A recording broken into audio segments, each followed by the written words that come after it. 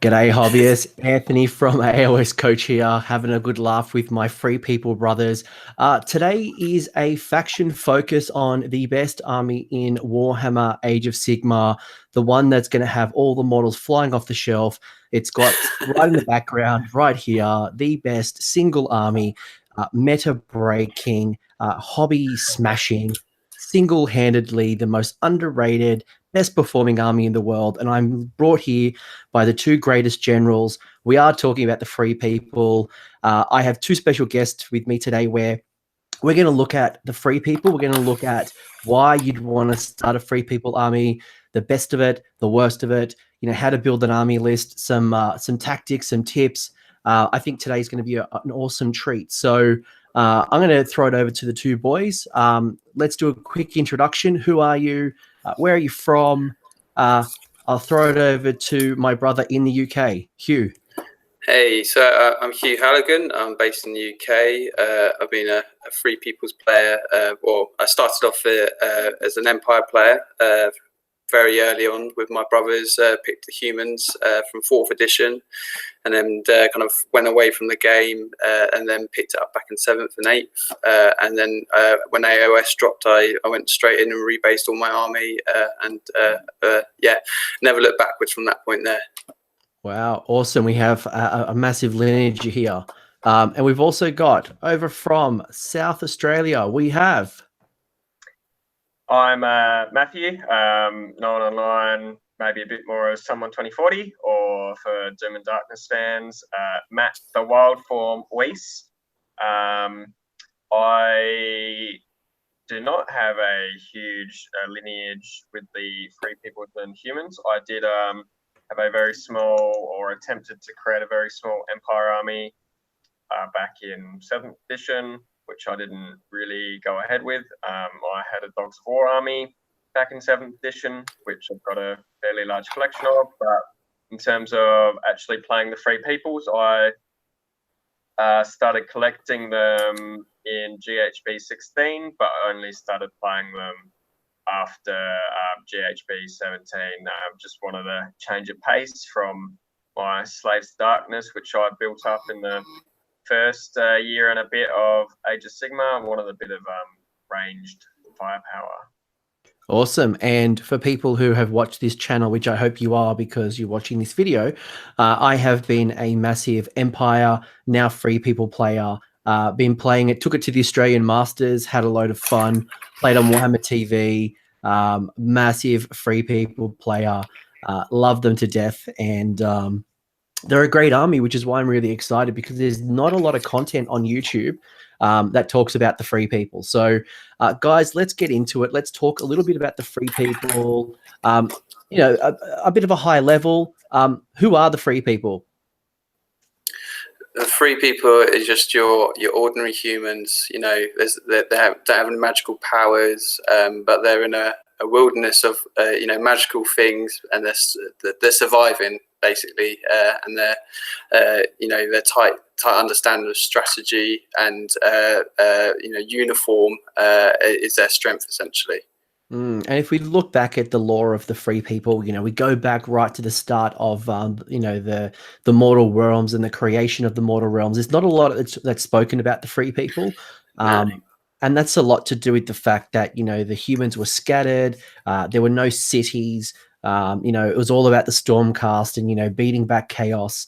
And, really around that Firestorm time, when they started introducing those free cities, have we seen some stories. And boys, I don't know what your thoughts are, but I certainly started loving some of those maligned portent stories where, we had the Free People, those dudes sitting, I think the Stormcast kind of broke into their house and end up killing them. But, that dude with his double crossbow. And did you guys read those stories? I haven't read all of them. Oh, go on, Matt. You go then. You go forward. Oh, no. I was just going to say, yeah, I read them all. I think, it certainly shows the some of the more, not mundane moments, but the perspectives from your normal humans, while the free, so that the normal, regular, townsfolk and citizens and all that certainly do make up the Free Peoples. But of course, we're talking about the regimented soldiers that kind of protect the cities and go off and stop orcs and grots and all that stuff from like coming and smashing the cities when the Stormcast can't be bothered. But there was a good smattering of both, I think, in the Malignport stories. Yeah, absolutely love them. Sorry, Hugh, you're going to say? It's just saying, it's just nice to see the introduction of them, because there was a clear, like, they were missing from the early stories, and you're thinking, well, how do the free people fit into this like setting?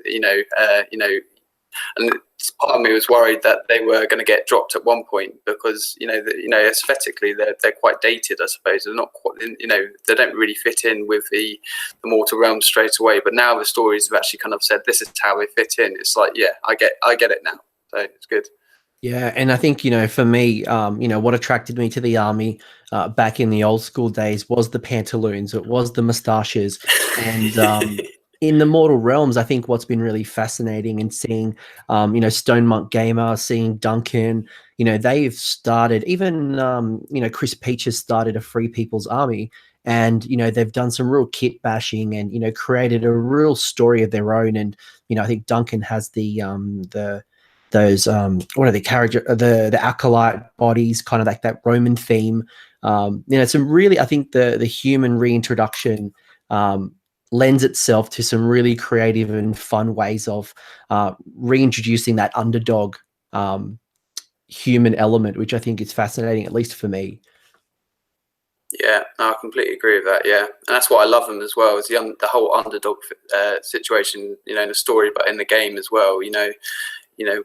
Just a mere human against these massive monsters, and how do they survive? And that's always been my attraction to the Empire and the Free People. Hugh, Hugh and Matt, you guys are both old school players. If you were a new Free People player, what's some of the other things that could attract you to the army outside of, that human underdog element? Is there anything else that you guys see just instantly? There are, so from the outset, there are, I don't know, the firepower. I suppose if you're looking at game style, you could look at the potential, the gunpowder, the handgunners, and that type of thing, where we got a real good ability to high level shooting outputs, and rolling twos, and that lends itself to good range threats. I suppose that might be one. There's not many new players though who take it on. They normally have some kind of affiliation with the Free Peoples. I think it's definitely an underutilized army. They don't have a battle tome. They're not the sexiest order army when you've got, the Fire Slayers, and you've got Stormcast, and you've got Daughters of Cain and Deepkin, and all these cool, really glittery armies. But there's a lot of value in this army, and that's what I really want to unlock today. So, Hugh, you started talking about the strengths of the army. We started talking a bit about firepower. Matt, what are some of the strengths that you see in the army?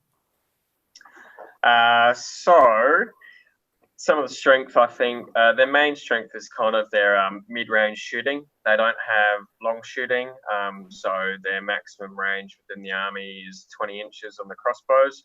But generally, shooting is what they do well, probably the best part of their army. And so their strength is getting into a position where they can utilize that effectively.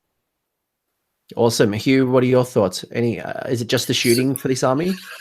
No, we got some good, strong combat units. So the Griffins, they are super hard combat, quick. Got the great swords as well. I mean, they're like an elite combat unit as well. They've been reduced in points. Again, there are certain ways that you can get them to be quite survivable, and also use command abilities from the generals to really kick out some damage. So there are still quite a few options about, I reckon, to both shooting and combat. But I think the main traits, which we'll probably talk about later on, is lend itself to shooting first, and then you think about your combat second. Yeah, and one thing that I absolutely love is that there's a lot of variety in the way you can build an army. If you want combat, there are some good combat units. If you want shooting, we've got plenty of shooting. If you want movement, we've definitely got some good guys on horses and demi-griffs. And then if you're looking for those behemoths, we've got our leaders on Griffins. So there's a lot of variety that I think a lot of other armies don't have that privilege, especially when you look at like a Fire Slayers. It's just a field of naked dwarves and a couple of guys on Magma Droth. So we're pretty lucky in that way. Yeah, definitely. What are the weaknesses? So before people start dropping their cash and getting super excited after this video, what are some of those weaknesses that people need to be thinking about, or preparing for, or maybe even mitigating, within the free people? So one of the main issues is I think we're quite a static army. The allegiance ability lends itself to remaining static with at least half of your army essentially, to get the main benefits from it. So where movement is such a key, and particularly in AoS2 with all the new objectives, you have to think clever about how you're going to work around that. So we don't have the luxury of having all units that can move beyond like 10 inches and stuff like that. So you're going to have to play around the static play, but we still have a lot of threat range. So although we don't move, we have a lot of threat range, and I think you just have to play around that. And Matt, any weaknesses that you you try to avoid having exploited on the table? Yeah, so the army has a little bit of a weakness towards highly armored things, so that we do have some ways to get around it with weight of attacks, but most of our damage is either Ren dash or Ren -1. There's obviously no mortal wounds in the army, and the only thing that has high rend is your Griffin. So for heavily armored things like, say for example, Star Drakes, with 3+ rerolling ones and staunch defenders and all that, they can certainly be a huge hurdle to get over. Yeah, and look, a bit of a history lesson for people who have only looked at the free people since Warhammer Age of Sigmar and weren't into the Empire. Back in the day, the humans, what we call now the free people, used to also have in the same army, you had the Collegiate Arcane, you had the Devoted of Sigmar, you had the Ironworld Arsenal, the human side of the Ironworld Arsenal, and the, have I missed one? I feel like I've missed one. Devoted.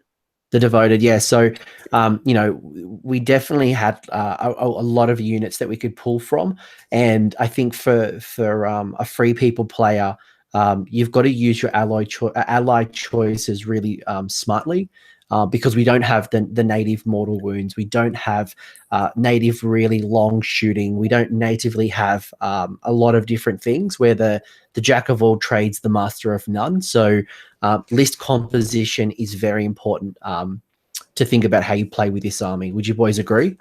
Yeah. It's such a shame they've taken away that, when AoS dropped and they split all the factions up, it was really disappointing, because we were, back when we were playing fantasy with Empire, it used to be that you used to have the tools for everything, like the Stormcast have now. So it's almost been all stripped away, and you have to be really selective with your allies now. So and there's a couple that jump out. So and unfortunately, the Devoted of Sigmar unfortunately aren't great anymore. Which is a real shame, because the models are fantastic, and the Ironwood Arsenal, there are some options for that, but there's quite a lot of points investments for models which are quite easy to take out as well. So So, and we'll talk about allies very soon. I think let's actually start at the top of the chain. So we've talked a little bit about the strengths and the weaknesses of the free people. Let's start with our hero choices. So I'm starting a free people army. I have what are my options? So, in my opinion, you're first starting off with the allegiance ability. So you want to get the great oh, what's it called now? It's The Great Company. The Great Company. That's it. Yeah. So that's a minimum of 20 guards, but normally you go 40 because 40 guard swordsmen, and you normally go swordsman for resilience. So and 40 swordsmen for 280 points is a good value for money. And then you want to then back up with, in my opinion, you'd always go with two blocks of 30 shooters, whether that's handgunners or crossbows. In AoS 2, I'm leaning towards doing crossbows for the weight of attacks for the double shots. So I think that's where your first base would talk about that you would go for. Yeah, that's a great call. So that's one of the key benefits. So we get the cool reroll for our battle shocks, which is standard order. And then we have the allegiance of called the Great Company, which allows us to combine units, not as a battalion and drop them in one drop, but they had some very cool synergies that will allow them to either charge or to either shoot and interact when they're they're being charged. So they can almost countercharge with shooting or countercharge with movement, which is pretty cool. Matt, any thoughts on the Great Company? Yeah, so as a free people's player, like, the rules are great, and you kind of have to build your army around it. Like, at the end of the day, the free peoples have true battle line, and there are a plethora of artifacts available these days. So if you're not kind of building your free people's army around taking advantage of great companies, you may as well just choose order, basically. So that they really dictate kind of how you build your army, and some people choose to go with, the mega company, which is like a full block of guard and then 2 full blocks of shooters. That's a little bit harder to use in the recent General's Handbook 2018, because they changed the rules a little bit, that the units supporting each other have to be wholly within 12 inches of each other. And of course, like, there are other alternatives. Like, I used to run a maybe medium-sized, in GHB 17, a medium-sized company which had a large block of swords. It's not a large block, like a 20 swordsmen, 30 crossbows, and then like 10 archers. And then I ran a smaller great company, which was 20 swordsmen and 2 tens of handgunners, and it gave me kind of a many small units approach, just with one space, big shooter unit. But it gave you a bit of flexibility, and there's a lot of things you can do with that. A lot of board you can cover. But yeah, for us it's great. The opponents, it can be a little bit confusing how they interact, because certainly we've got the great companies are some of the more complex allegiance abilities in the game. Yeah, so my advice is to spend a good amount of time with your opponent explaining the Great Company. Know your rules. I think definitely read them and get comfortable with them, because they can be complex. And something we'll talk about very soon as well is that there are some conditions with the Great Company, and one of them, it comes down to the way that you interact with models within 3 inches. And you can deny the Great Company in times. However, the musician that sits within the swords, the handgunners, the crossbowmen can actually override that 3 inches. So while the Great Company stops, the pipers start.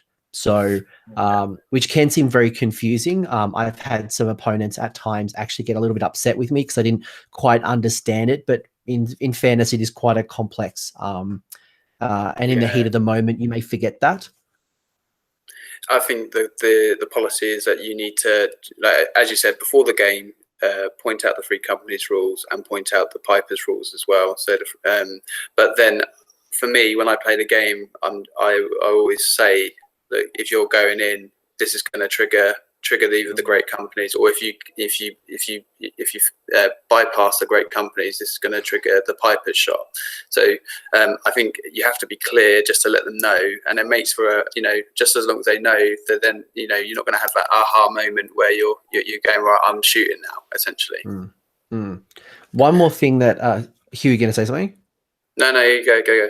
One more thing that that we were talking about before we jumped on was that this is also something that you do every opponent's charge phase. So it's activated in charge phase, and even if I'm in combat, you still get to activate it. So you continue getting these free rounds of shot while you're in combat, even though there is no charge phase.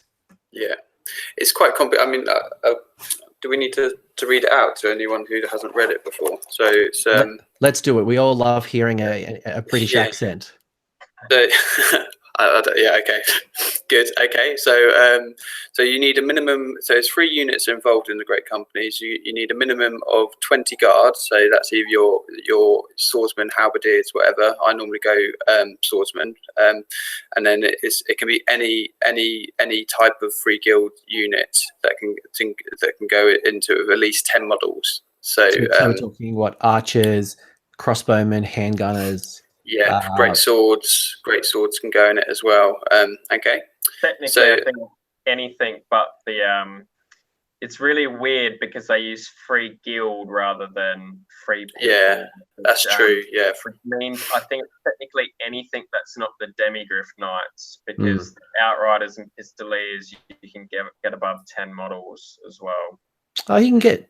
Can you get 12? No, how many? There's 12 Demigriff Knights, but technically they're not free guild. They're not free guild. I don't know. It's a bit weird. Sorry, continue. Continue. Sorry. Yeah. So I read out. So at the end of each enemy charge phase, so that's really important. So it's not when you've charged; it's at the end of each enemy charge phase. A unit of free guild units in the free guild great company can lend support to units from the great company if all of the following conditions apply. So unit lending support is more than 3 inches from the enemy. So that's really key, and you have to think about that when you're setting up screens and so on. So that's really important. Unit being supported is within 3 of an enemy. So it's essentially when an enemy charges in my screens, essentially it will trigger it off. So and then good point, Matthew. And then the 2 units or all the 3 units potentially are wholly within 12 inches of each other as well. So so if all those conditions are met, a unit lending support to a unit from the great company can either shoot as if they were in the shooting phase or charge as if they were in the charge phase.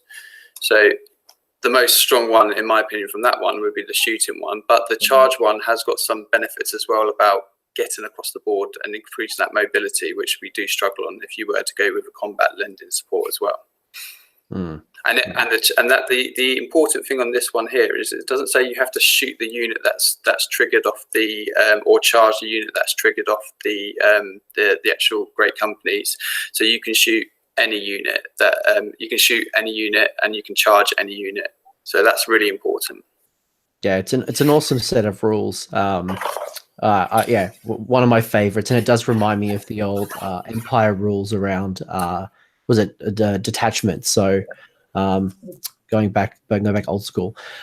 Let's start talking about list creation. Let's talk about starting at the top of the food chain, which are hero choices. What stands out? What should I be taking, and why should I be taking these heroes? Well, with the great companies, I think one of the first inclusions will be your general on foot or with standard bearer.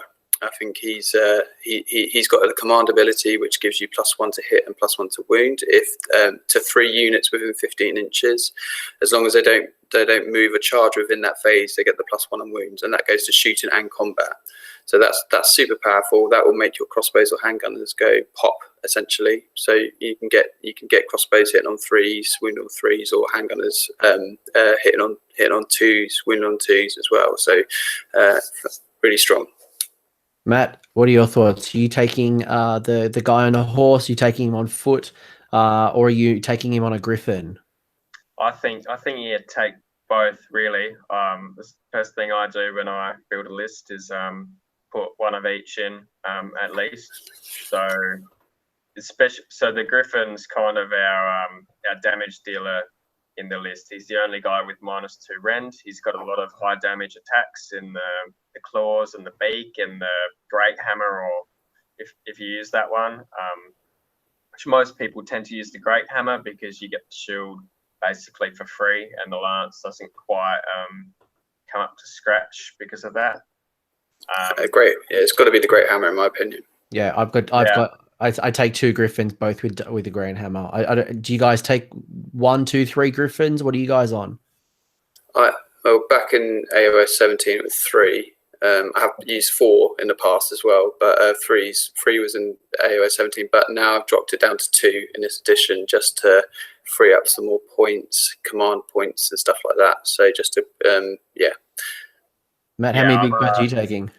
I'm a 2 Griffin person. I don't think I'll ever go up to 3. I might get a Battle Mage eventually, actually, but they're kind of like the centerpieces of the army, and I don't, just from a modeling perspective, I don't like to make too many centerpieces in the same army. So I got 2, and yeah, I quite like 2. I think it's the point, even though they're like really, really cost effective at 260 points, they do make between that and your great company, and your points just start disappearing really, really quickly.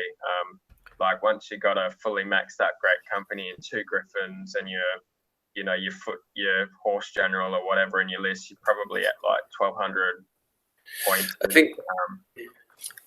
I think with the Griffins now, there's extra benefits. Now the command abilities can be shared across the armies. You've got the +1 to hit, which they can give to any unit within 15 from top of my head. Is that right, Matthew? Is it within 15? I think it's 15. Yeah, so that's great. Again, so you're either sticking that on shooters, either sticking it on themselves, or so that's a really handy. So we got a general who can give +1 to hit and wound, and we got then the Griffin guy who give +1 to hit as well. So you got +2 to hit and potentially, if you've got enough command points, you've got +2 to hit and +1 to wound. So that's going to make, so this is why I'm going down the crossbow route, because you can double pop crossbow, so it's a unit of 30 shooting 60s. If we're giving +2 to hit and +1 to wound on those, that makes it a real formidable force as well. The other thing I forgot to mention about these, so the general on foot, he's got a standard bearer, so it's a 24-inch range. You get to roll 2 dice, and on a roll of 2 dice for battle shock. Okay, and you pick the lowest one. Now, all of the foot troops and the 3 people, if you so that's the guard, the great swords, the shooters. Those ones there.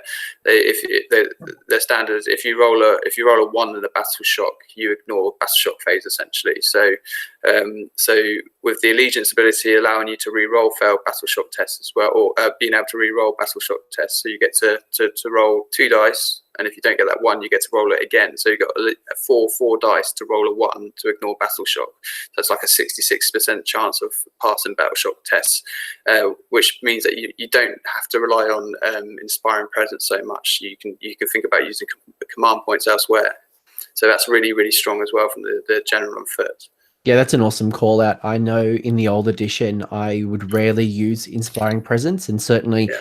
As I move into the new edition, again, that 1 in 4 chance, it's quite a high roll that you guys are just going to stand there and go, cool, let's keep fighting. Yeah, that's really strong. The other strong one as well is if you're ever fighting.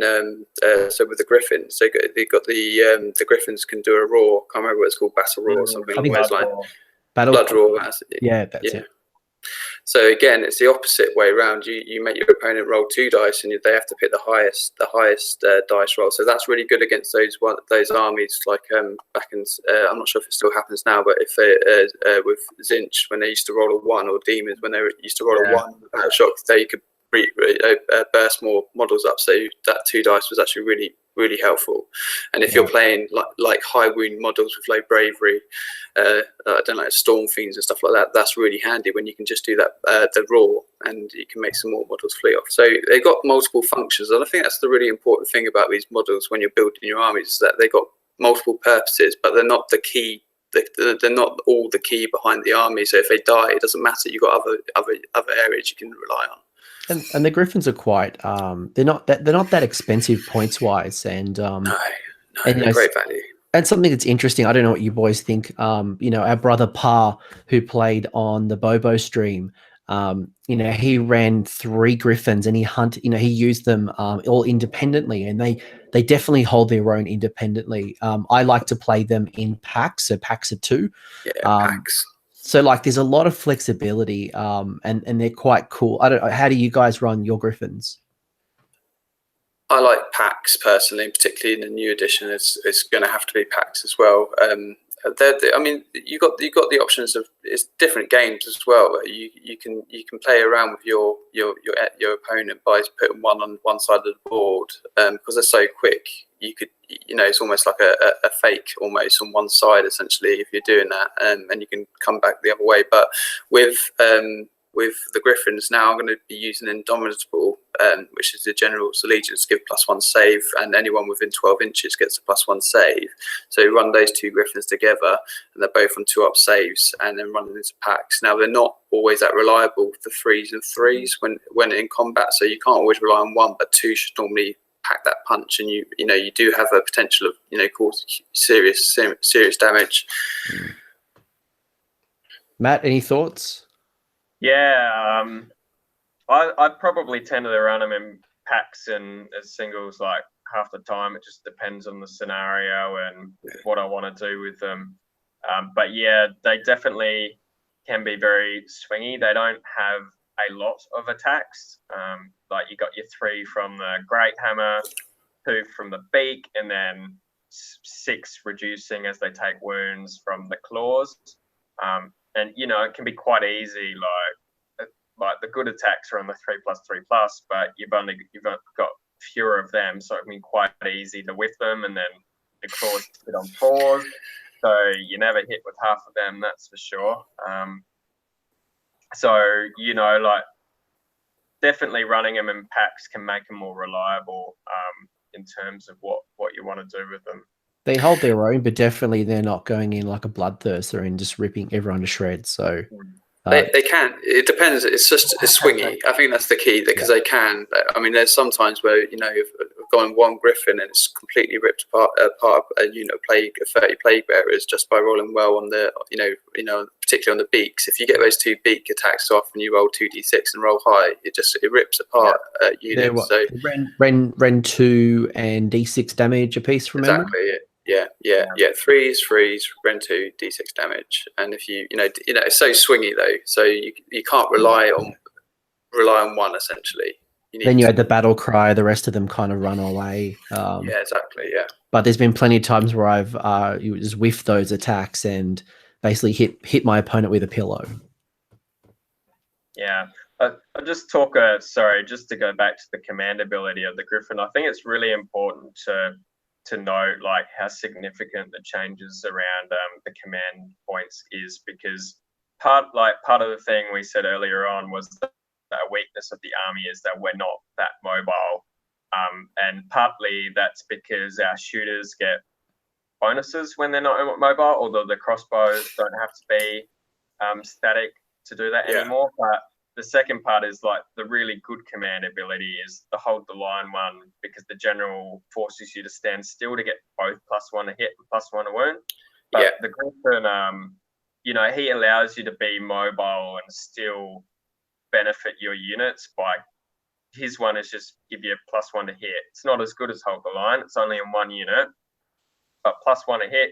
You can go on himself, you can go on your crossbows while they're moving to get into range and still popping off 60 shots. Like you can go on your great swords, you want to charge with them and go alpha strike something with like 40 attacks. Like it just allows you to be that little bit extra. And even like we'll get onto them later, like your pistoliers or outriders, it just allows them to utilize their movement and still gain bonuses basically.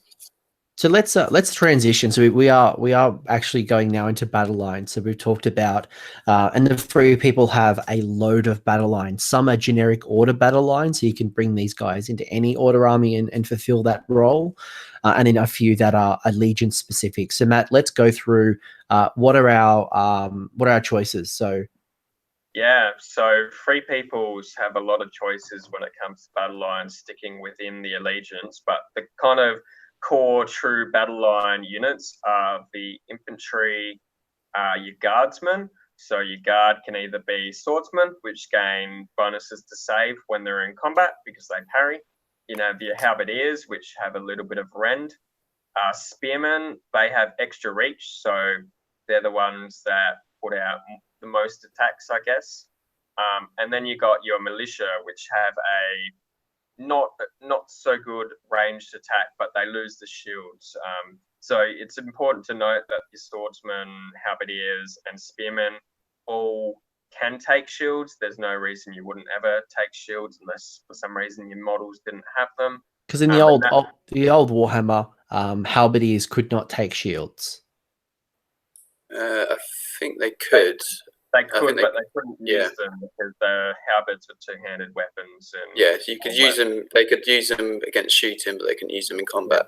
Yeah, but now we've got that benefit. So something to keep in mind if you're bringing your old models across. Yep. So the shields are pretty important because it's basically like our shields are free mystic shields on most of our units. So the guardsmen always reroll ones unless you're taking the militia where they get a ranged attack as well.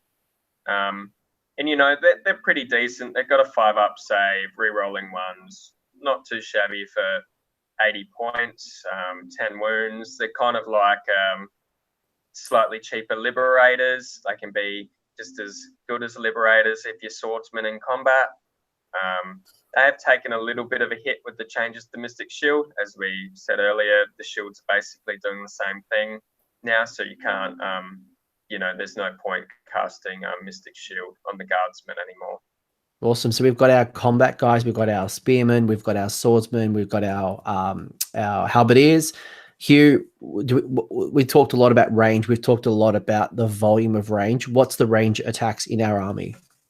So you've got crossbows. They're going to be shooting 20 inches, and you can move 5, and they can still do the double shot now with the new War Scroll with a move. So they've got a threat range of 25. And then you've got the handgunners who can shoot 16 inches and move 5 again. They get benefits for standing still and shooting and being in large units of 20 and plus.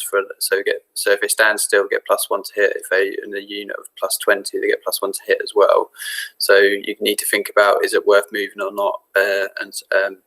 So that's +2 to hit for those guys. So that's our range threat with regards to shooting. You've also got the archers, which have got a range of 18, but they're just 4s and 4s, no rend. So nothing too special there. A couple of other call outs I might make is go on, yeah. No, it's no, you go, yeah, go on. Is first off in the rifles, in the crossbow, and the handgunners, you do get your hero has a long rifle which is a 30-inch shot. So I know back in the old in General's Handbook 16, I was running lots of small units of 10 before we had the Great Company, just to maximize those and have like 2 or 3 of those long rifles on the table, which was great for kind of taking out those cunning rucks and those gaunt summoners on Balewinds. I can remember having one game in a tournament, and I was playing the Fire Dwarfs. What they called? What are the Fire Dwarfs called again? Fire Slayers. Fire Slayers. That's it. Yeah, sorry. And it was coming down to the last turn. It looked like a draw. And he charged. I managed to counter charge with my guards unit to trigger off the company shot, and he had one hero just standing on the objective. I just popped off 2 wings from that guy, and it just won me the game. It was just fantastic. He didn't see it coming at all because it's just like this little guy with a long rifle just in the unit. It just didn't see it coming. So they're fantastic. Those Hocklands, they're brilliant. They are beautiful. And the archers, while they aren't our best range attacks, and Matt knows how much I'm not a big fan of the archers for their points, but they get a free move before the battle starts. So I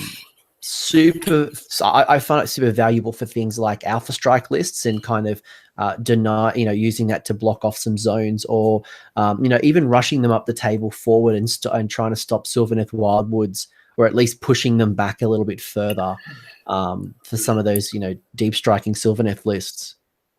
Yeah, Also I think. I think it's also important to note that their innate ability that they get is just reroll ones to hit, which increases in large unit sizes. But generally, if you're going to take them, you just take them in 10s, and they have a very slightly better combat profile than the handgunners and the crossbows. So archers, if you're going to use them, are the more mobile unit out of the 3 shooters. But you wouldn't ever take, like, in general, like, you'd probably take crossbows in 30s. There's no point in taking them anything less. Handgunners you can take in 10s or 30s, and archers you only ever take in 10s, basically. Yeah, there's not a big incentive to take 20 or 30 archers. No.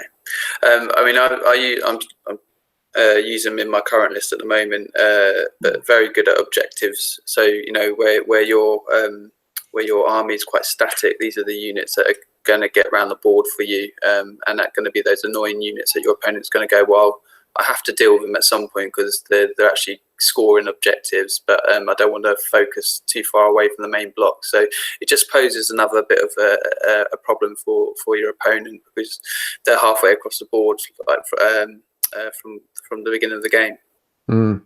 Yeah. No, go on, please. I thought the only other thing I might mention about the archers, which is possibly part of the reason that they're not quite as well regarded as handgunners and crossbows, is that archers don't have the standard bearer or the musician, so they don't get the automatic passing battle shock on ones, and they don't get the stand and shoot ability when they're charged, so they don't quite have as many tricks in their toolbox as the other 2. Yeah, and I find that, when you use the free movement, that often then takes you out of range of some of the other benefits. The Hugh mentioned about the banner and, some of these other great company protections. You really are using them independently, which can be really good. However, once they're in combat, once they're in trouble, you can probably, dig a grave for them, because they're not going to last very long. Most of the time when they're in combat, they've already done the job they're required to do in the first place. So having that extra turn, so creating a screen, stopping deep striking units coming close to you is huge, and it can actually win you a game. So they're there to enable your other units, which are going to deal out the damage to get into position, then to get. So once they've done that job, that they've paid for the money. So what we're basically saying, this is a tactical unit. This is not a unit that's going to be smashing your opponent. It's going to be something that's going to be a great defensive tool. It's going to be an objective stealer. It's going to be deterring wounds from other people, but certainly they're not going to be lasting the full 5 rounds in combat, defeating our opponents. Yep. So we got some other units on the table. We've got our Pistoliers, we've got our Outriders, we have our Great Swords, we have Demigryph Knights. Let's talk about some of the other unit choices. So do you guys take any of those? Why do you like them? Why don't you like them? Matt, do you want to go, or do you want me to go? Sure. I think we both like Great Swords, so we can start there. Great Swords are a neat little unit. They have basically the elite infantry profile. They don't hit quite as good as most others, so they hit on 4. They have 2 attacks, hit on 4s, wound on 3s, -1 rend, 1 damage. So what makes them the elite infantry profile is that if they're near a free people's hero, they get +1 to hit, so they go up to 3 ups, and being on 25 mil bases means that the 1-inch range, if you're in base-to-base contact with the enemy and you've got a guy in base-to-base contact with you, then you can get 2 ranks fighting. And, they're not too bad. They've got a 4-up armor save inbuilt as well. They've got a pip of bravery over the guard. So they're a little bit like they're just as tanky as like the guard. They cost a bit more points. They have a better combat profile. They're the natural evolution, I think, in terms of a more punchier infantry unit if you want to go in that direction. Yeah, I mean, if you take a unit of 30, that's 360 points. So that's 120 per unit, which I think is really good value. They get that battle shock. If you roll a 1, you don't flee, so that's great. If they're within 15 of another 3 people's units, they get +1 to hit, so they're hitting on 3s, wounded on 3s. You can potentially, as we mentioned before, you could potentially put the Griffins +1 to hit on them if they're moving about. So it could be 2s and 3s, 60 attacks potentially going out. Yeah, I just think they're really solid, a really solid unit. Got a 4+ saves, not too bad. If you're indomitable with the Griffin, you can fly them quite close, keep them wholly within 12. It could be on 3s, so it's pretty strong unit for 360 points. It's not as strong as some of the other the new stuff that's out, but it's the best combat large unit that we have, I think. I've been trying to work out some lists to fit the full 30 in, but I'm currently struggling a little bit. But yeah, I do want to give them a run out at some point. I think it's interesting.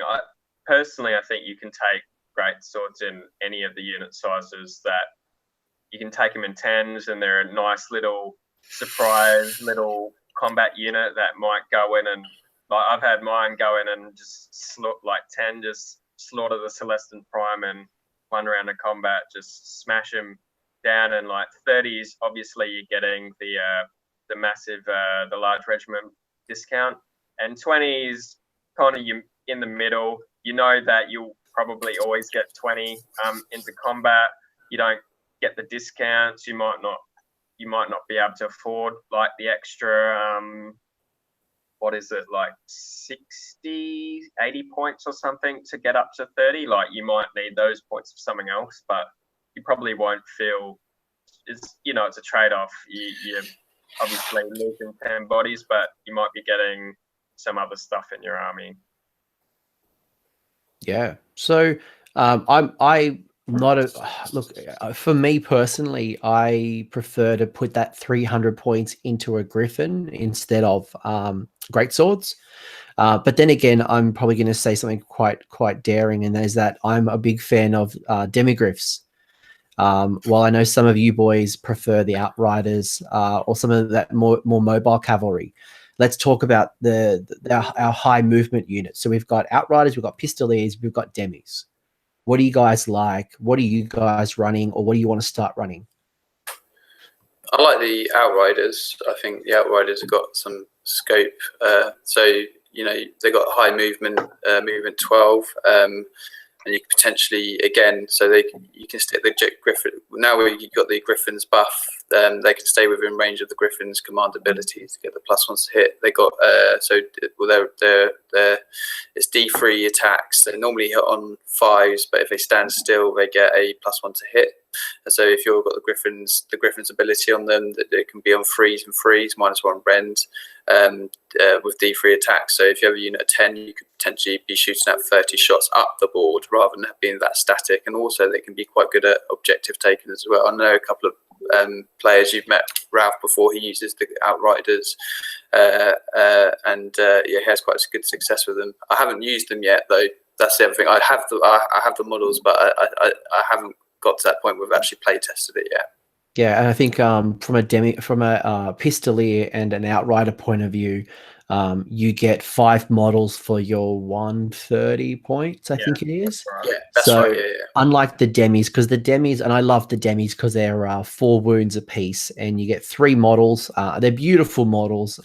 Beautiful, yeah. But you're only getting 3 models. So for old scenarios like Knife to the Heart, where you needed, say, 5 or more models around that objective, the demigriffs were never cutting the mustard, or I needed to take 2 blocks or 6 of them, and that became quite expensive. So the Pistoliers and the Outriders definitely got those high movement, definitely have the bodies, 2 wounds each, I think it is.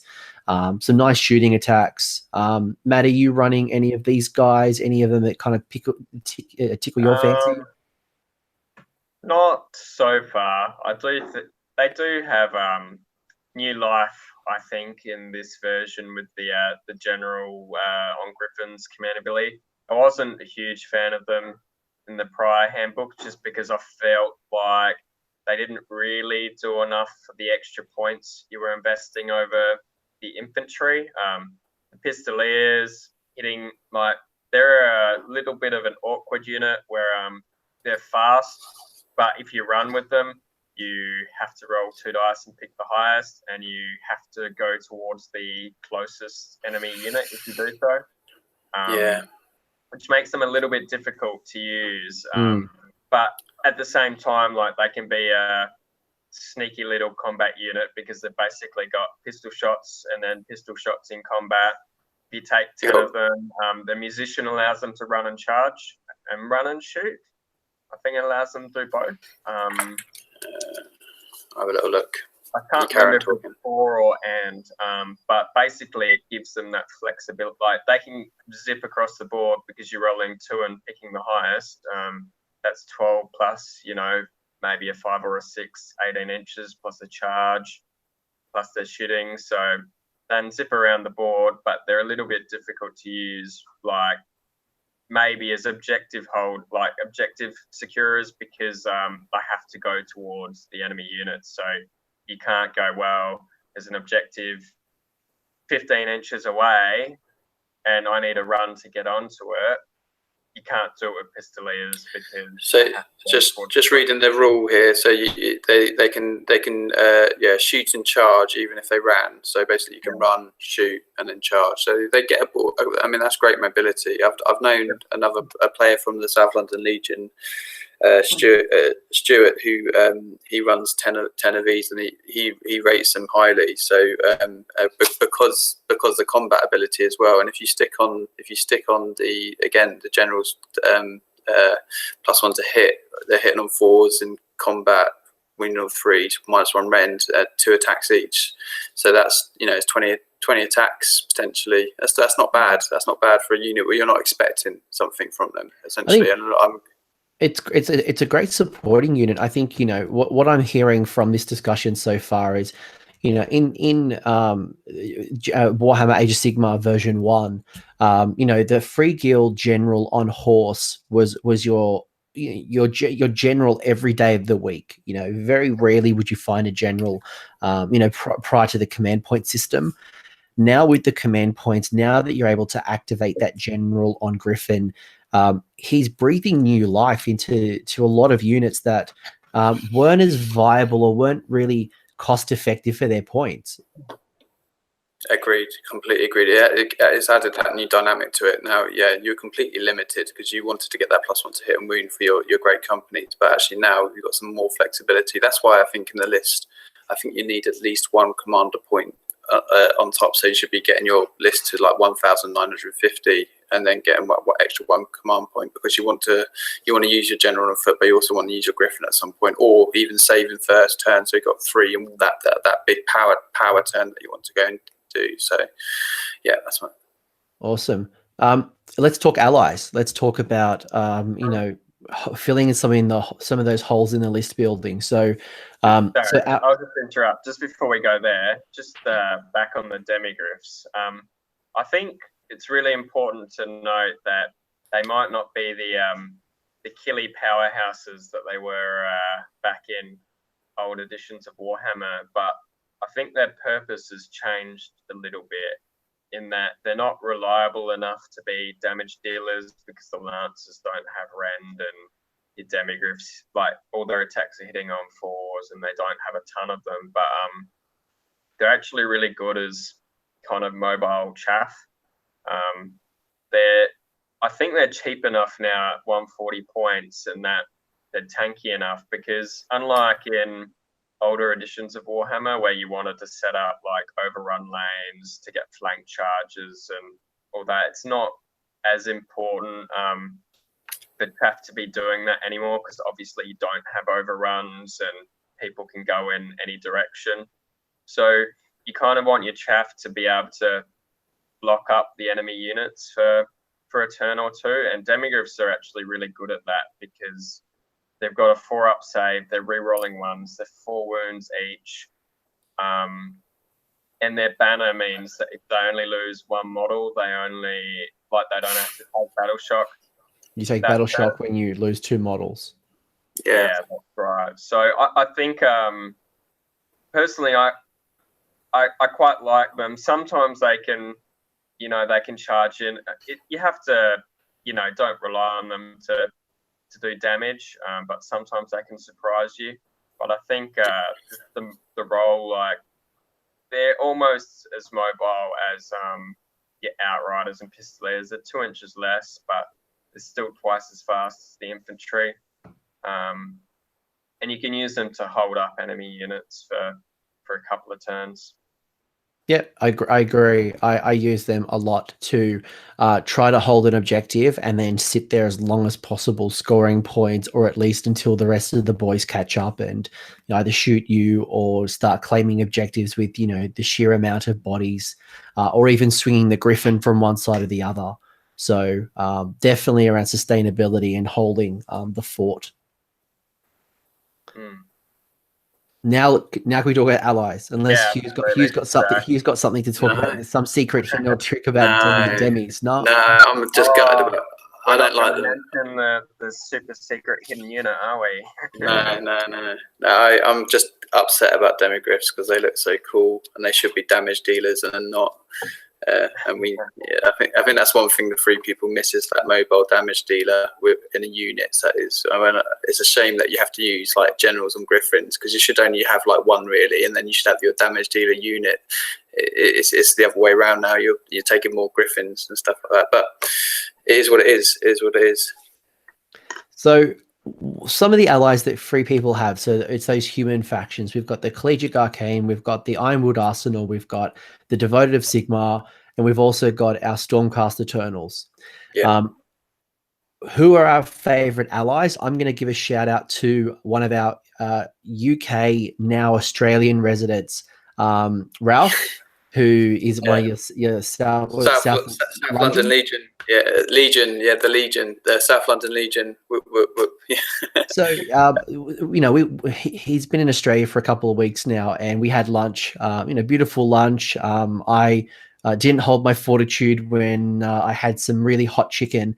I'm sure there's a story that he'll share with somebody at a later stage, but we were talking about the free people. He's a free people player as well, and he pointed out a really interesting rule change with one of our allies, the Knight of Zeros, which I had used in the past to help me with my shooting. Lets me re-roll my ones to my missile fire, which was awesome at 80 points back in the day.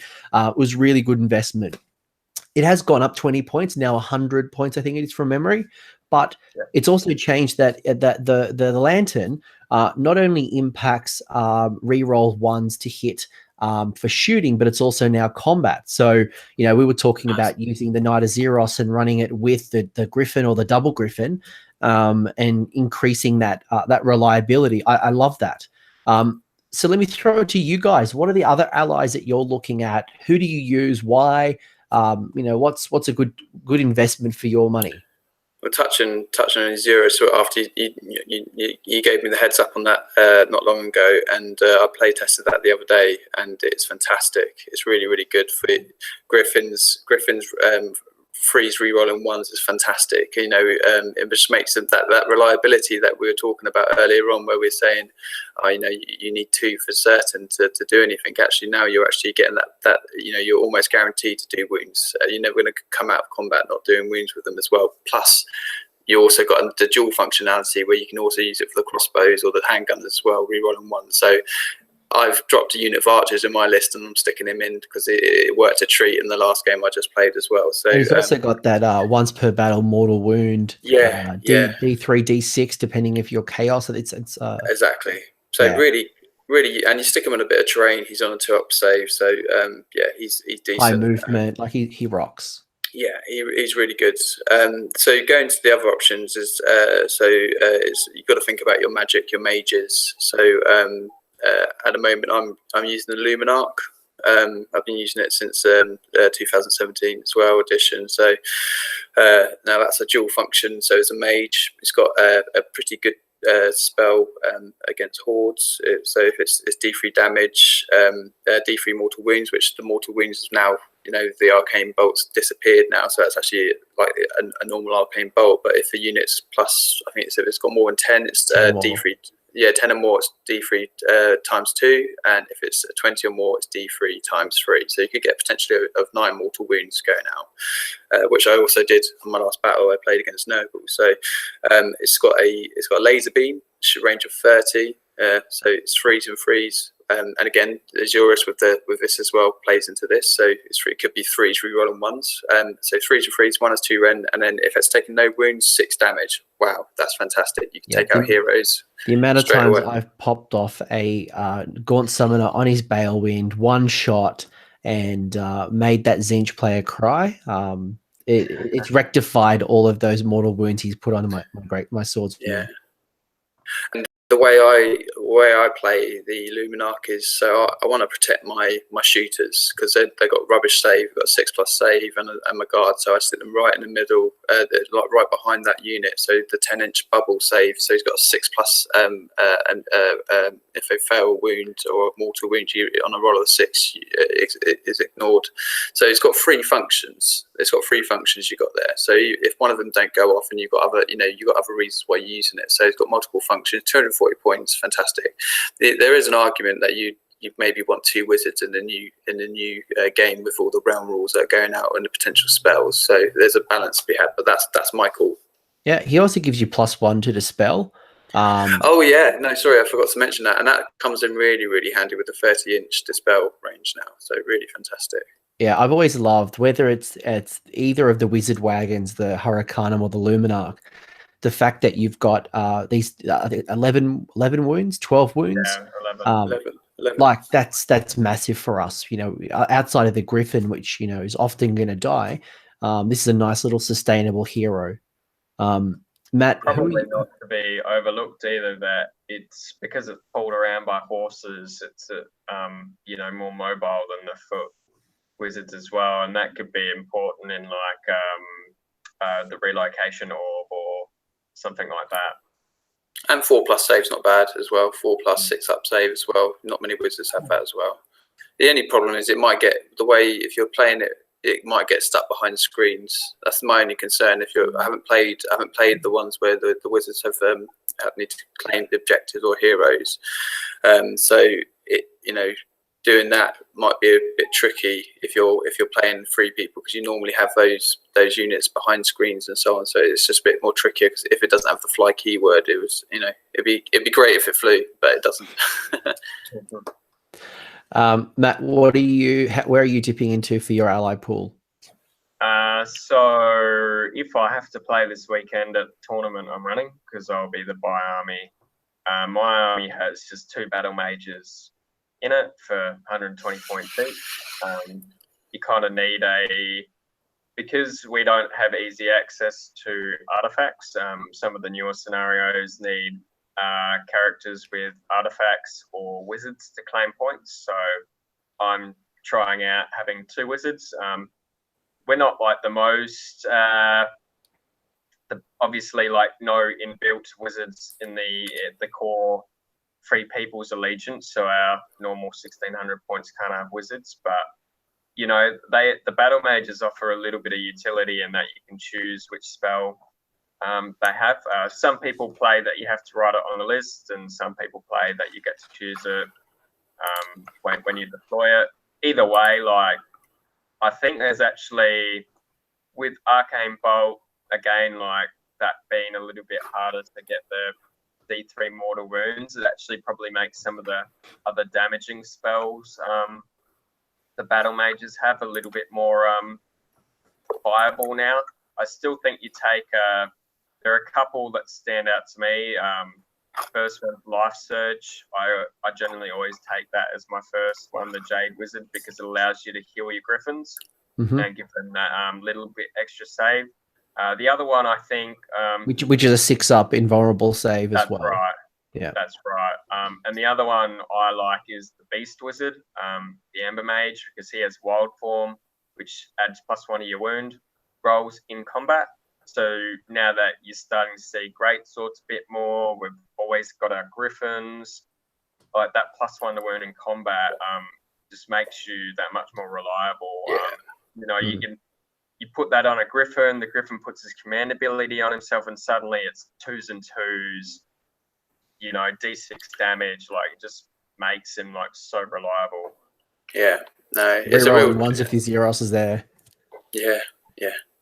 It's a real toss-up between what you do with regards to the Wizards.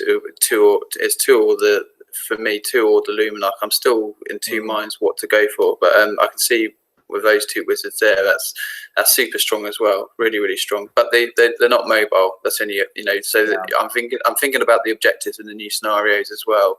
It's like how do I get to those objectives safely, and how do I survive? And yeah, so you need to think about that.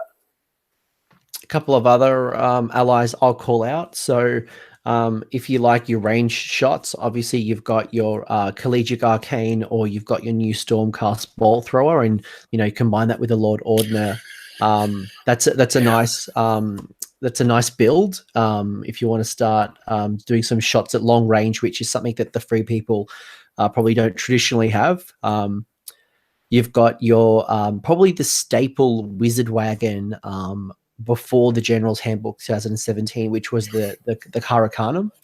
I don't know what you guys think. I think now that it's gone up to about just under 400 points, it's really hard to justify, because it's like it really just takes up your ally pool, and free people don't, you know, it gives you +1 to hit. We don't really need the +1 to hit, so the benefits is the mortal wound output and the Storm of Shemtek spell, which is more mortal wounds. But the Comets of Casadora, the Storm of Shemtek, I always find just too unreliable. Often I can be just rolling 3 mortal wounds, and if I just do that consistently, it's not worth the 400 points. What do you guys think of the Hurricanum in the new General's Handbook? Yeah, it's too expensive. It's like a big sign saying to your opponent, "Here, come shoot me. I've got 4 up save with 11 wounds, and if you kill me, that's 400 points of my army gone away." It's just too easy to take out. It's really powerful. I've run it. I ran it in the early editions, but it's and it can kill. I mean, I've had a Hurricane take out a Star Drake before, and 2 Star Drakes at Blackout 2 years ago. I mean, with the mortal wound output, so it can be really dangerous, but it is just too many points, and there's no redundancy in the list. If you're investing that much money and that many points into one unit, and take it out, then you're almost too reliant on it, I think. Yeah. I find that it's probably costed fairly for like a Stormcast army, or for another like an elite army, but the benefits to the free people outside of the mortal wounds, and like because it's so inconsistent, I struggle to justify it, despite how amazing the model is. I think you have to be really, you have to pick, you really have to make the most of your allies pool for free peoples, because we only have like a couple, like there's the like mortal wounds and wizards and utility pieces. Like, we have a lot of options available to us, but we kind of need a bit of everything. Like, we don't have that long range shooting. Do we want Ironworld Arsenal War Machines, or do we want the Ballista? We don't have access to magic. Well, we want a bit of magic.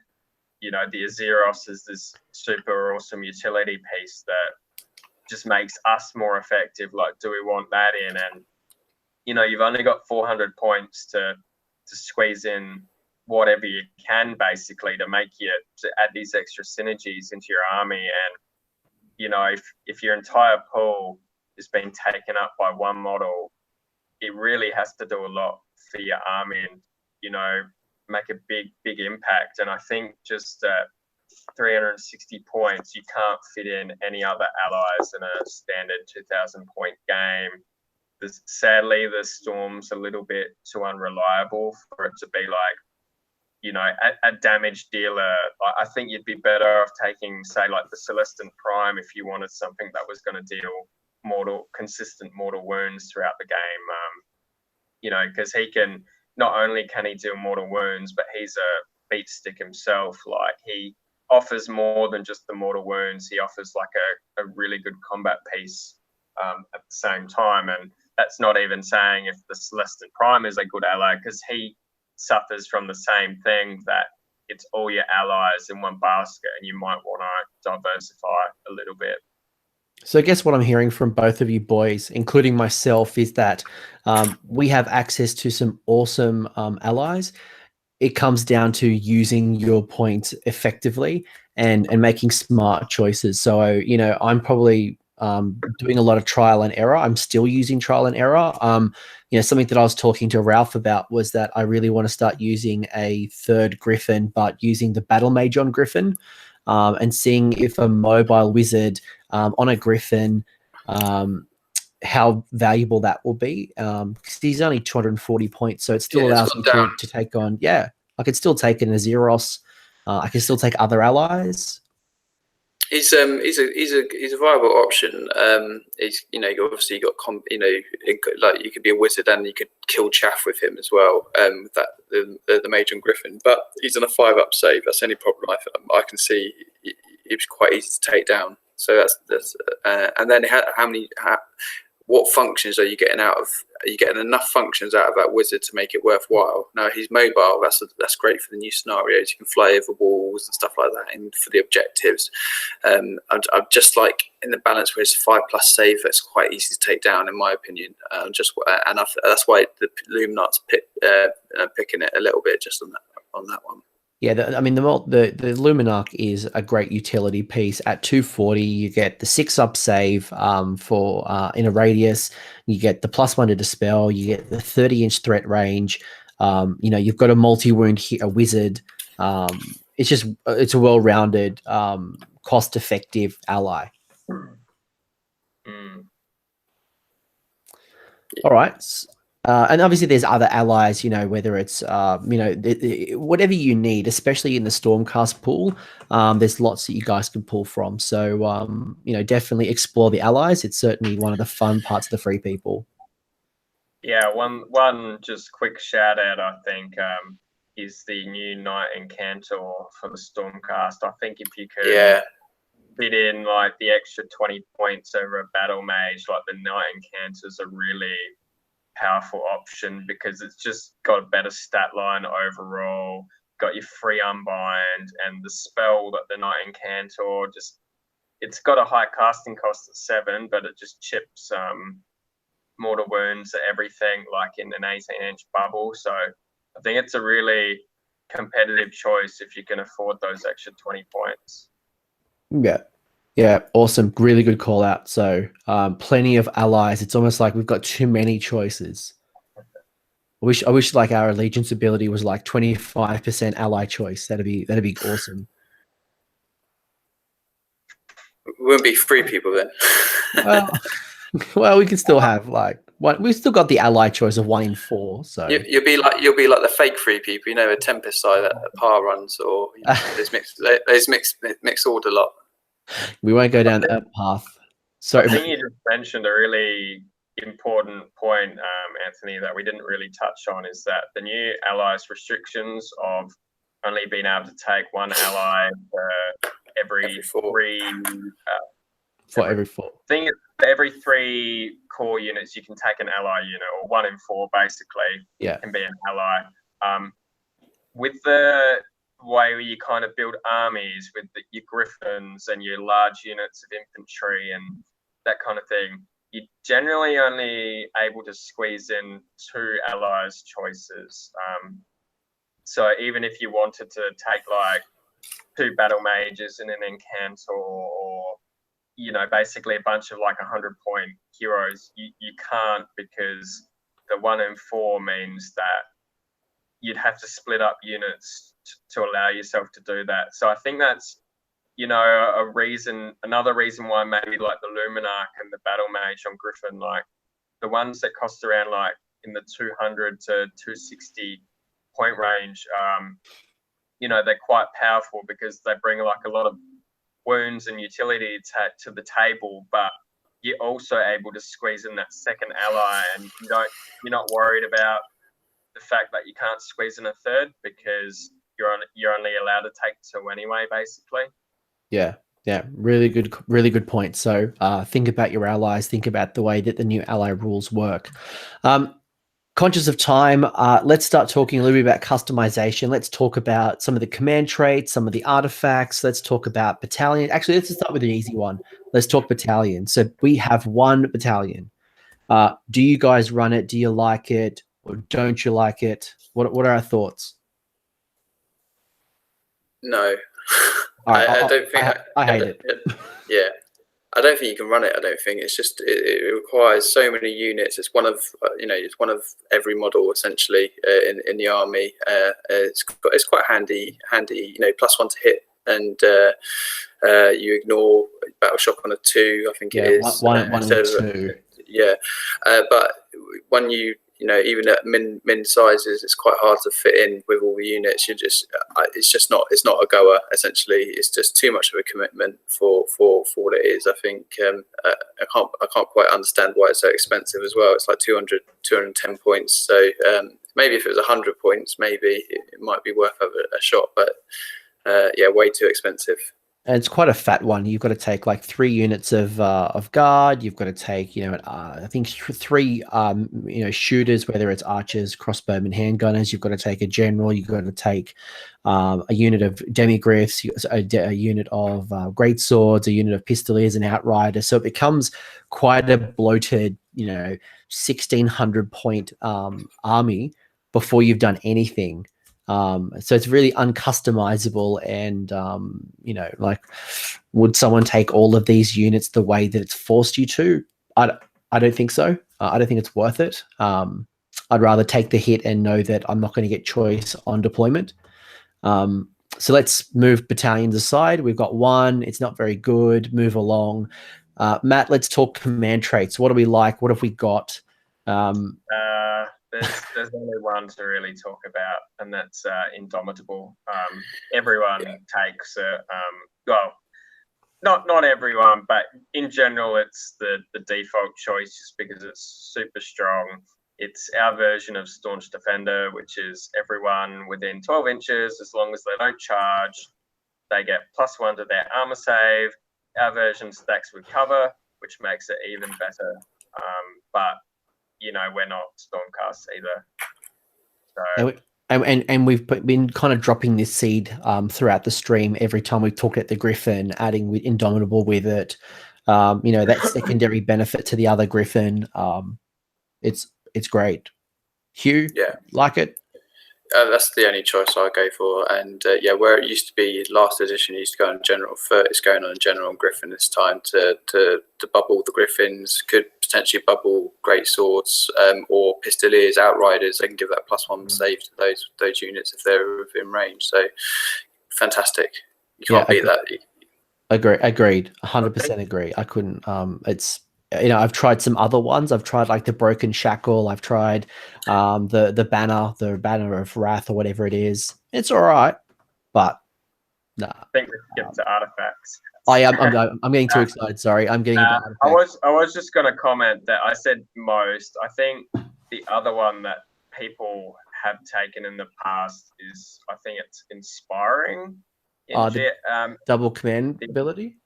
No, it's the Ignore, or maybe they take that one as well. The Ignore Battle Shock if you're within, I think it used to be if you're in 6 inches of the general, and I think it's now wholly within 12, like all the rest.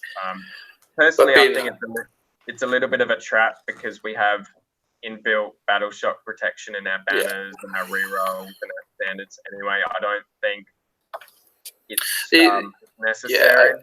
It's so hard to be wholly within 12 of that, and particularly if you want to spread your crossbows out and your shooters out, it's really hard. The other one, potentially, if you were going down the route, was Battle Tested Veteran. So on a 5+ get another command point, and then there's another from the other artifacts, you can get another 5+ command point. So you could be rolling 2 dice to get a 5 to get an extra command point per turn, which could be quite handy. But it still doesn't touch Indomitable, in my opinion.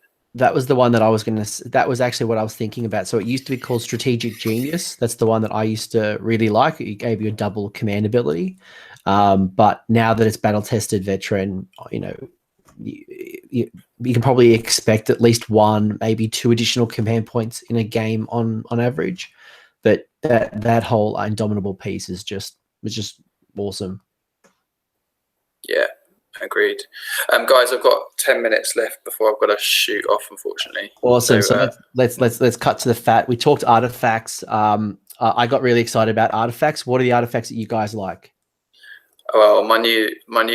We spoke about this not long ago as well, because I thought it did. The Griffin had a +1 save from his shield, but he doesn't. But the Jade Diadem is my top pick, and even without that extra +1 save from the shield, you get the +1 save from the Indomitable. So you'll be healing a wound on a 5+ if you take it on the Griffin with Indomitable.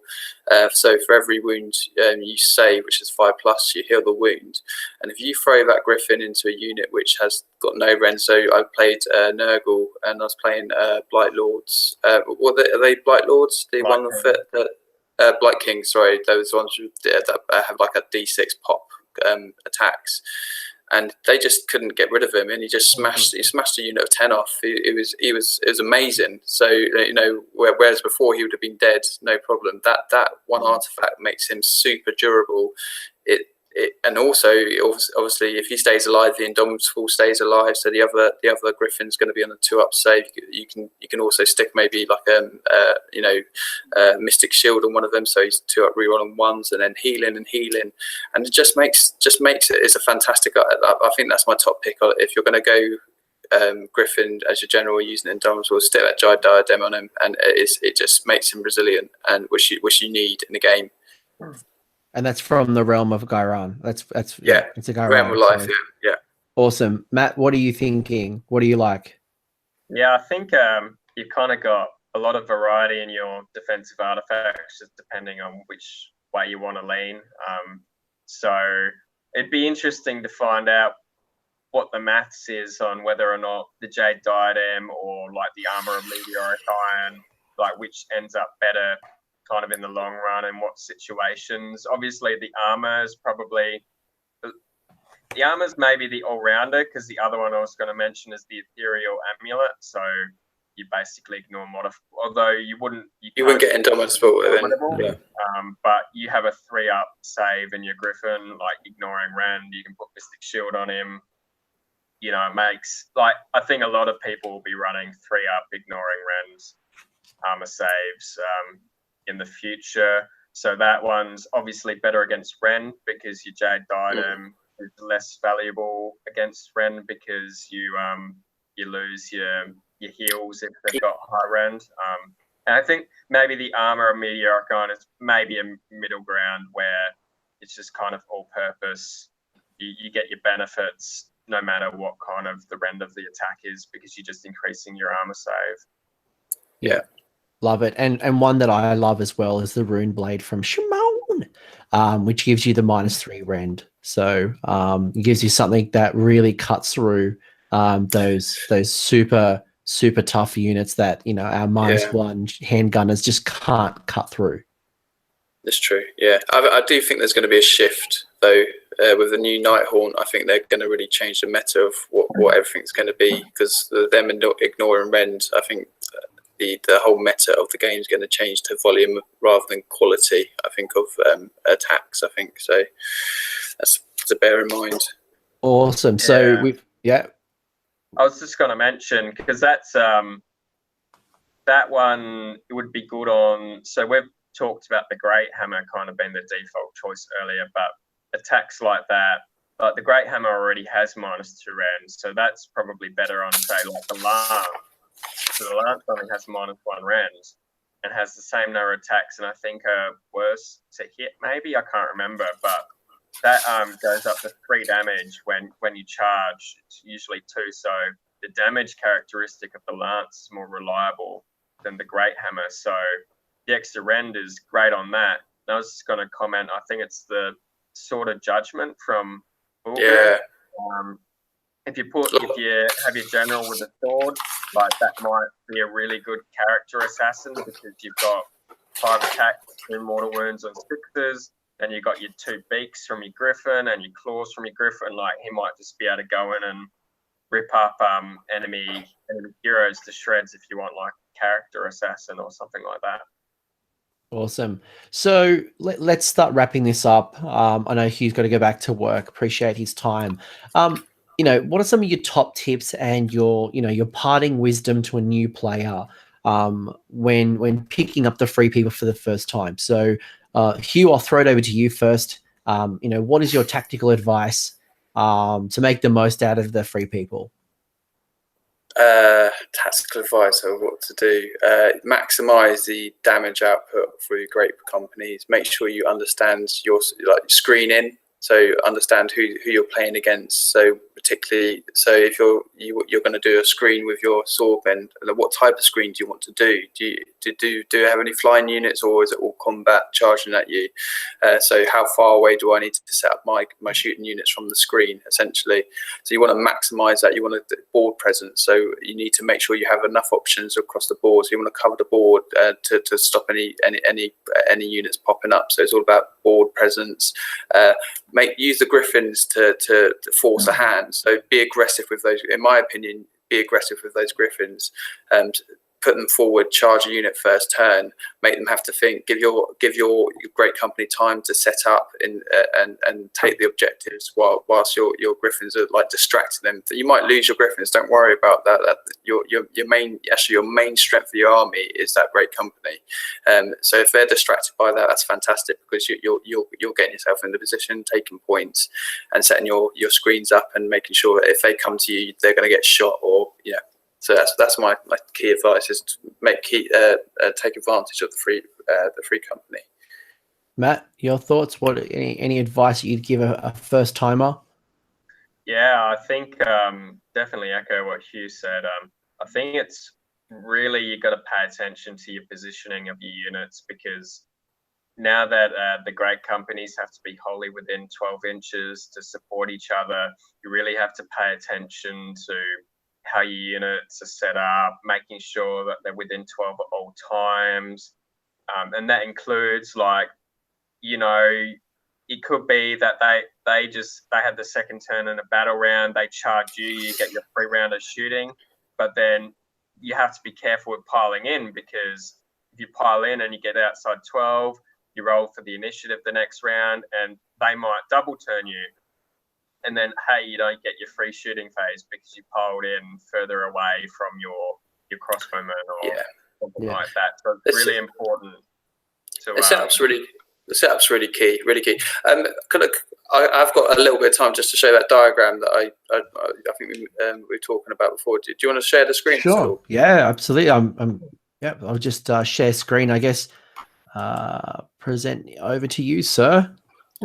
Okay, so this is my game that I was planning to play against Seraphon 2 Shadow Strike army. So deep striking. So you can see here. Have you shared the screen yet?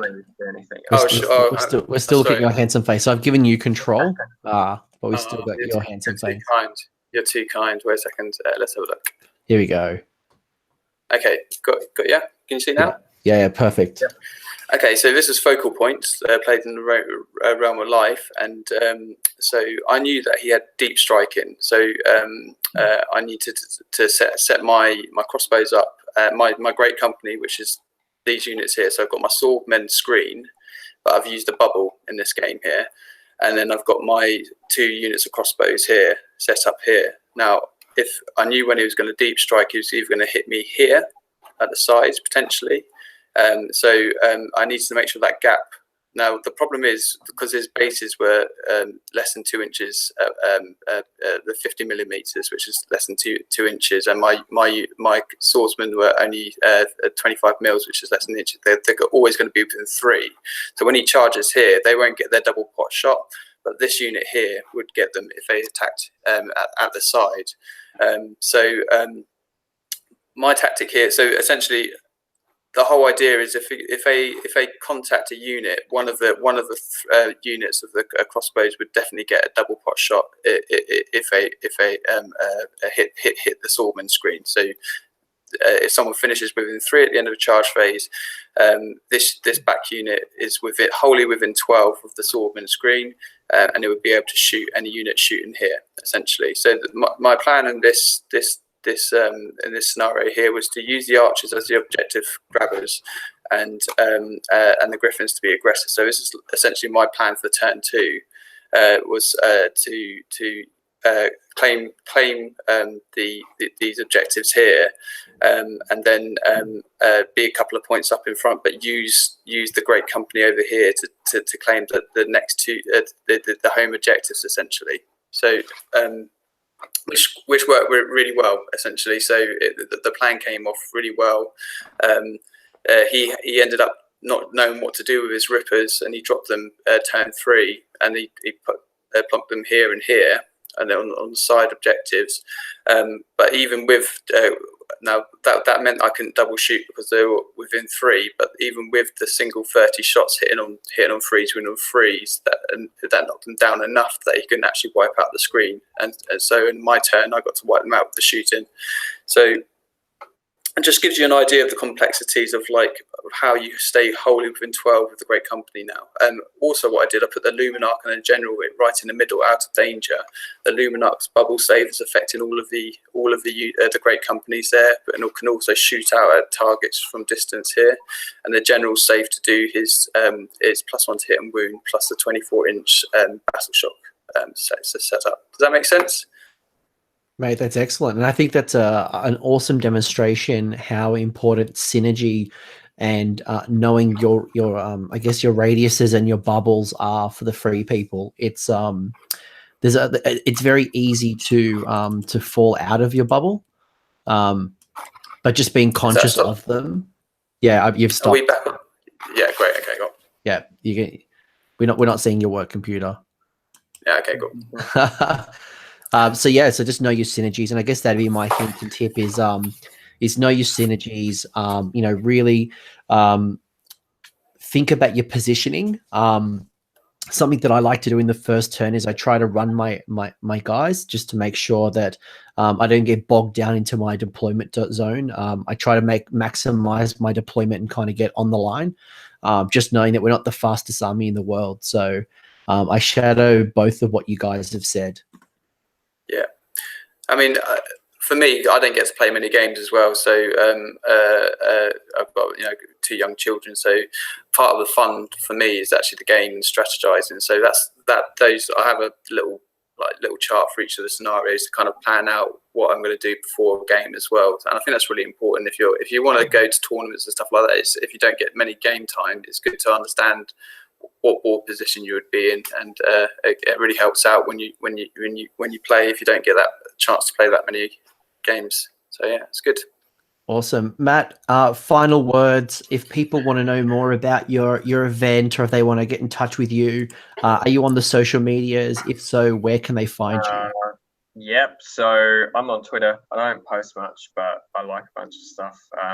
So you can find me at someone2040 or I don't know how Twitter works. And sorry. And I'm on TGA as well as someone2040. Yeah, really good call out. So the Grand Alliance Forum is an awesome resource, and there is a what's called a start. Let's Chat, I think it's called Let's Chat, or it might have changed names. It's basically a brains trust of all of the free people players giving their hints, tips, strategies, photos, you name it. It's an awesome resource, highly recommended. And Matt is definitely a community leader in that space. Hugh, over to you. Where can we find you other than being at work? Well, I'm on Twitter as well. I'm at Mungus83. I don't use TGA that often anymore, but I think I'm just as Hugh Halligan, I think, on that as well. So yeah, catch me on there. But I mainly post pictures of my games, or if the South London Legion have got games on, we'll retweet those and stuff like that. So yeah. Awesome, and you guys know where to find me. It has been an absolute pleasure. Last really quick one. We haven't talked about Malign Sorcery and Endless Spells. Is there an Endless Spell that you guys would recommend on just putting you on the spot? Geminids? Matt? Quicksilver Sword. What was that? Quicksilver Swords. Quicksilver Swords. And I'm going to put down Cogs because I'm broken and the +2 on Griffins is just sexy. Yeah, true. Boys, it's been an absolute pleasure. Thank you very much. Guys, if you've enjoyed this, leave your comments in the comment section below. Make sure to follow these boys, jump on socials and let them know what you think. And I look forward to seeing more free people on the table. Guys, it's been a pleasure. Thanks very much. Thanks Have for a the great rest invite, of your day. Yeah. Nice. Adios. Thanks, guys. Bye.